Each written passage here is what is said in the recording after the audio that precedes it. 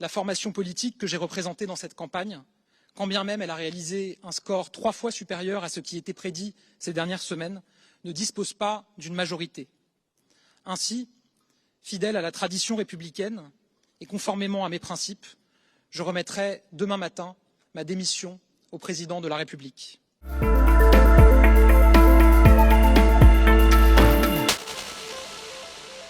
Je sais qu'à la lumière des résultats de ce soir, bon nombre de Français ressentent une forme d'incertitude sur l'avenir, puisqu'aucune majorité absolue ne se dégage. Notre pays connaît une situation politique sans précédent et se prépare à accueillir le monde dans quelques semaines. Aussi, j'assumerai bien évidemment mes fonctions aussi longtemps que le devoir l'exigera. Il ne peut en être autrement à la veille d'échéances si importantes pour notre pays.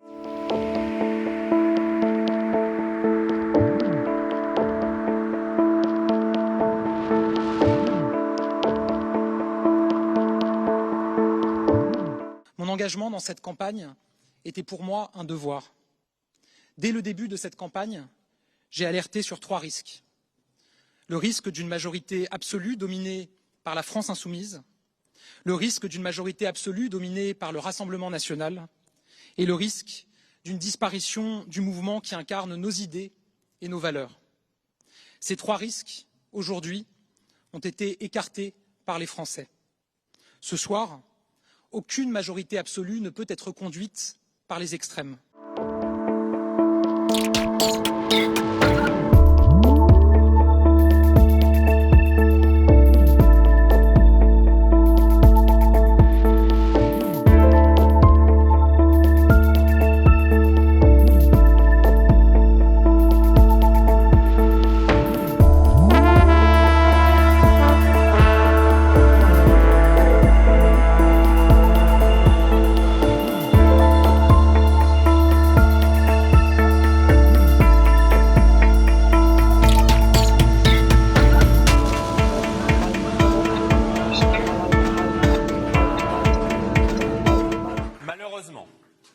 L'alliance du déshonneur et les arrangements électoraux dangereux passés par Emmanuel Macron et Gabriel Attal avec les formations d'extrême gauche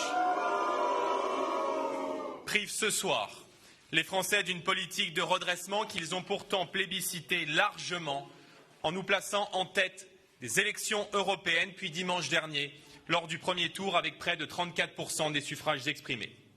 Ce soir, ces accords électoraux jettent la France dans les bras de l'extrême gauche de Jean-Luc Mélenchon.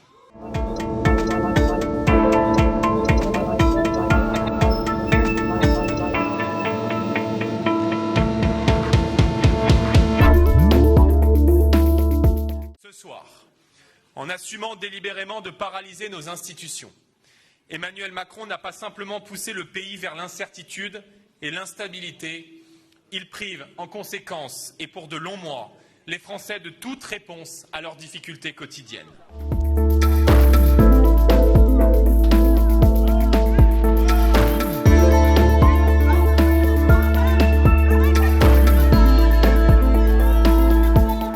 Le courbier que j'avais annoncé va évidemment se réaliser. La France va être totalement bloquée avec 3 groupes qui sont peu ou prou de même importance. À l'Assemblée nationale, passons par là, c'est malheureux, on perdra 1 an supplémentaire, 1 an de plus d'immigration dérégulée, 1 an de plus de perte du pouvoir d'achat, 1 an de plus d'explosion de l'insécurité dans notre pays. Mais s'il faut en passer par là, eh bien, nous en passerons par là.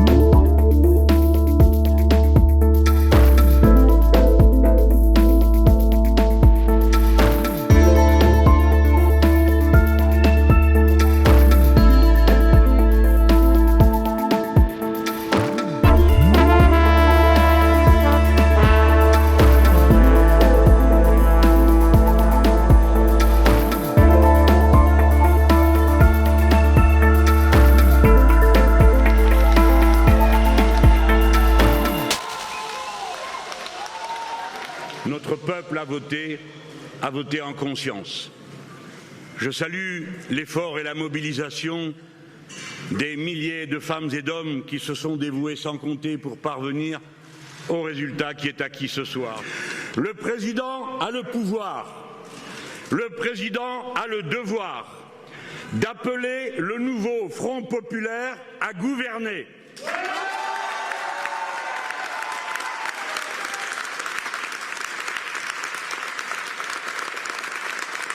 Celui-ci y est prêt.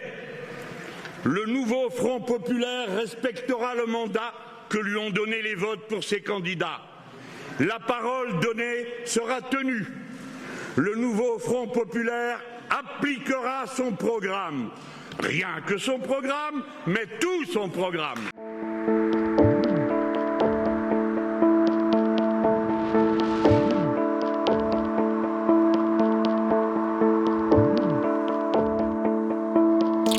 La volonté du peuple doit être dorénavant strictement respectée.